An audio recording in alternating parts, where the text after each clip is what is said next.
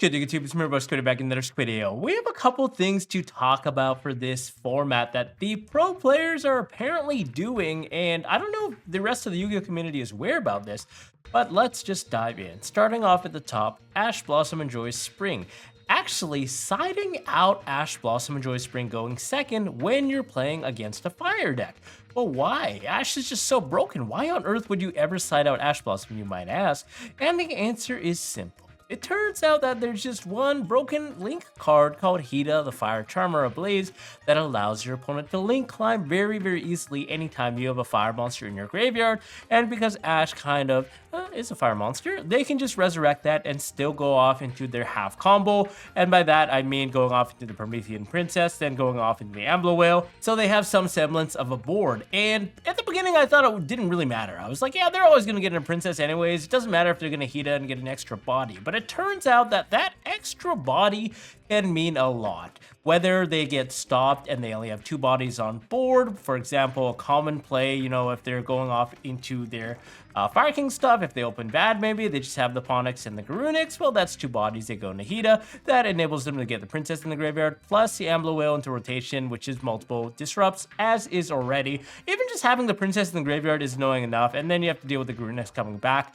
And I realized, you know what? It's better just to not give them the chance to do that with Ash Blossom. And I think a lot of players are actually realizing this, so they're starting to side out Ash. But that's not everyone's doing this, but I know a lot of players are actually considering this right now. The other thing is the additional body can lead off to some larger end boards. Like, let's say they already had the full combo and they didn't really care about your Ash Blossom, so they continue playing. Well, that Hida into the Ash Blossom additional body can either mean that they have an Appaloosa plus another monster, or potentially a free IP Masquerade. Oftentimes, they're just one body short of making it, and then your Ash just basically donated a free body to their board, right? So that's just something to be aware of. Now, at the same time, with this in mind, if this becomes a very popular thing moving forward as the format becomes solved more and more, then you can actually play into Ash a lot harder in games 2 and 3 when you're going first, knowing that there might not be an Ash Blossom because it's been sided out, right? So that means you can obviously just add or activate cards, you know, like Original Symbol Spoils, without having to establish an Appaloosa first on the board to play around the Ash. You can do things a lot more greedy. You can activate cards right away and not have to really worry about the Ash. You can tribute off your Snake Eyes Oak or your Snake Eyes Ash and just start doing things a little bit earlier than you would have if you wanted to bait an Ash Blossom, for example. So it's just like little things to think about, you know, mind gaming. If I'm doing this, there might be something that I can do if other people are doing the exact same thing, right? And take advantage of the situation that people are playing. The next tip that I want to tell you guys about this format is the fact that you can play well over 40 cards and not be worried about consistency. Yeah, well, these Snake Eye decks are just so darn consistent. You have cards like Bonfire, obviously Searching, Snake Eyes Ash. You have multiple copies of Witch in the Pure build, for example. Now, this applies to both the traditional Snake Eyes Pure deck as well as the Fire King deck. You can obviously play more than 40, and I think a lot of the players were actually playing well over 40, at least at the UDS that we've gotten to see their deck list, because it just makes it so the numbers don't really get fudged. If you actually ran the hypermetric calculator and did the numbers, you would not be losing a lot of consistency just because there's so many starters and ways to sort of draw multiple pieces that also equate to starting. You have multiple extenders that help you play through hand traps, and just adding some other cards helps a lot. Like, you oftentimes have a less chance to see a starter, but since that number's already so big so far, you can sacrifice a little bit of that consistency in exchange for a higher chance to see multiple non-engines, especially going second, right? So this is actually Juan Andrade's deck from the UDS, who came second place. You can see here he's playing 44 cards, and there are a lot of non-engine. There's about 19, 20 non-engine cards, which means that in a 44 card deck, you have a very high percentile to draw at least 2 copies of non-engine cards, which is especially useful going second, right? So you have a way to either break the board or stop your opponent, and vice versa. Now, the other benefit about playing a deck over 40 cards is you can actually have a lot easier time side decking. Now, I don't know if you guys have tried playing this format with 40 cards and side decking, but my gosh, it is hard. Like, obviously going first, you can take out the non-engine that's not very good against a certain matchup and put in better non-engine, things like anti-spell fragrance, maybe summon limit. But then going second, it becomes very difficult because you have to start shaving your engine, which always feels really bad. So whether you're cutting like a copy of Kirin in the Fire King build, or maybe Circle of the Fire Kings if you play that, or cutting out some certain non-engine that are not very good, maybe Ash Blossom like we previously talked about in the mirror match for fire, It's still very hard to fit in a lot of cards. I was trying to side deck 6 cards going second, and that was very, very hard with the Fire King build. There's just nothing to take out. And it also gets a little complicated when you do factor in cards that are only good during certain matchups or during certain points of the game, like Spooky Dogwood. It's like, okay, this card is only coming in during time, so which cards am I actually taking out?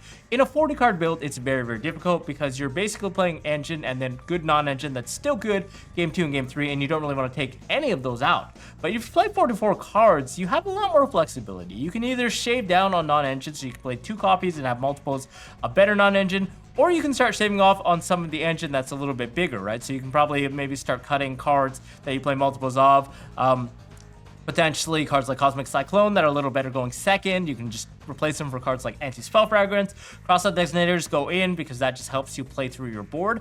In terms of siding, I would say definitely going first to go on a tangent. Side in cards that allow you to play to the maximum chances of resolving your combo. Don't side out your starters going first, obviously. Now, going second is a different story. You're drawing a card going second. You also have to have more non-engine, preferably going second than going first, so you do have a better chance of stopping your opponent.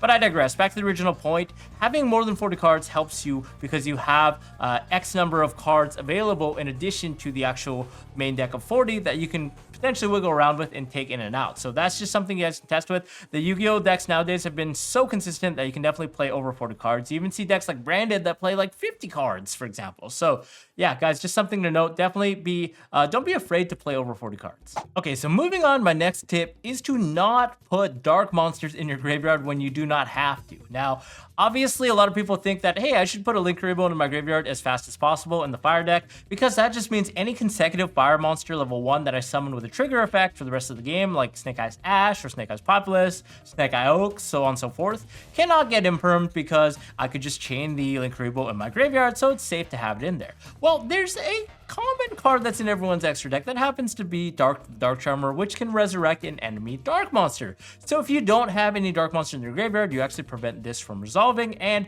you guys already know how broken Hida is in the Fire Mirror match. Well, it can be stopped. It's one of the main cards that you do want to stop so they do not start link climbing. And Dark happens to be another card that does basically the exact same thing minus the search. Now, some players are actually playing Magician's Souls, which makes it a little worse, but generally against a Fire King deck, they're not going to be playing this card, which brings me back to my original point. You do not want them to get value out of the Dark Charmer, because that means they have 2 Charmers instead of just a 1, which is a lot harder for you to deal with. And you guys already know what Dark Charmer climbing means. That just means going into Princess and then going into the Raging Phoenix, potentially into the Zealantis one-shot OTK, right? So you don't want them to get free bodies. Putting Link Rainbow in your graveyard is donating resources to your opponent.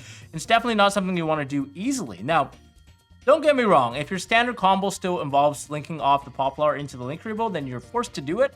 But I'm just saying when you don't have to, then maybe consider not putting it in your graveyard. This is also different though if you are already putting other darks in your graveyard. If you're putting like if you open like a Black Witch, for example, or if you're putting like an Apio Masquerade into the graveyard, then by all means, link off the Link Rainbow. It wouldn't have mattered anyways.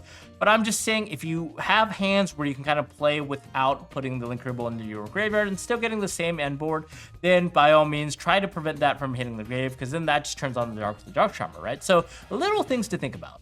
And then last tip, really quickly, guys, is against a bit of a debatable card, at least on this channel. Yes, I've talked about how this card was not that great back in the day, and I received a lot of flack for it. Well, I'm just gonna go tread into those murky waters again and say that this card is not that great right now, at least in the Snake Eye mirror matches, because of the fact that they can still kind of play underneath Drone Lockbird. We kind of saw in the feature match where, in the top 4 feature match, Juan versus Andreas Torres, he actually activated the Mistaken Arrest, which is effectively the same card as Drone Lockbird, and Juan was still able to OTK using the rest of his Snake Eye engine, going into the Princess, into the Zealantis OTK. Now, my original point is the fact that if they go Snake Eyes Ash, add the Poplar, special summon, you change role, they're still going to be able to actually build a board. So what they can actually do is tribute off the Snake Eyes Ash plus the Poplar to go into Oak. Oak revives something, Poplar goes on the scale, you make IP Masquerena, and then you also bring out the Flamberg Dragon, who then, after being linked to IP Masquerena, allows you to resurrect 2 level 1 bodies. That means you have 4 bodies on board, so you can then go to Princess, into the Ambler Whale, and also revive back the Snake Eyes Ice Flamberg Dragon, who places the IP Masquerena into the scale. Yes, that was a little bit hard to follow, but for those of you guys that have played this deck a little bit, you probably already know you can end on a sizable end board, even through Droll and Lockbird, as long as Snake Eye Ash is your first action. Now, I will say that Droll and Lockbird is definitely decently good when you combine it with other hand traps, but on its own, I just don't really like it. Now, it is a turn ender in certain scenarios where your opponent's just starting off with like a bonfire, and it's like, okay, I'm just going to draw you now. But then you have to remember that a lot of people are playing hand traps this format. We're talking about 12, 15 hand traps plus like other non-engine cards, and like 19, 20 non-engine cards. So even if you Droll and Lockbird your opponent and they pass turn, you have to kind of think, can you still play through their board even under the fact that you drolled them? Because they're still having a lot of hand traps, potentially non-engine in their hand that's defensive. So really, Droll and Lockbird, all it's doing is skipping their turn and making you go first instead of second, more or less. Because now you have to deal with their hand traps. So if you cannot push past the hand traps, you're kind of still in a awkward spot, because if you don't have a board, your opponent goes and they can still play, and now Droll and Lockbird has no longer in effect. So I personally am not a huge fan of this card, at least in the main deck right now. I know it's very powerful against other rogue decks, decently good against Voiceless Voice, but from what I've tested against the actual Snake Eyes deck, I just didn't really like this card. I know everyone in the UDS is playing it, but personally, I'm almost inclined to believe come YCS Vegas time, a lot of people will actually be relegating this card to the side deck and instead playing more high-impact board breakers, whether that's multiple copies of Triple Tactics Talent or cards like Cosmic Cyclone maybe in the main deck instead. I just don't think the card is as good as people have given it credit for, but people like to flock to it at the beginning of the format because it's generically good against everything. It's a mid-range decent card. But guys, don't crucify me for saying Droll is kind of mid. Let me know in the comments below if you think I'm wrong or what you guys think about this card. Also, what do you guys think about the tips so far on this video? Let me know in the comments below. If I missed anything, if you guys have any tips, let us know as well. Other than that, thanks for tuning in. We'll see you guys in the next video. Thanks for tuning in. Bye-bye.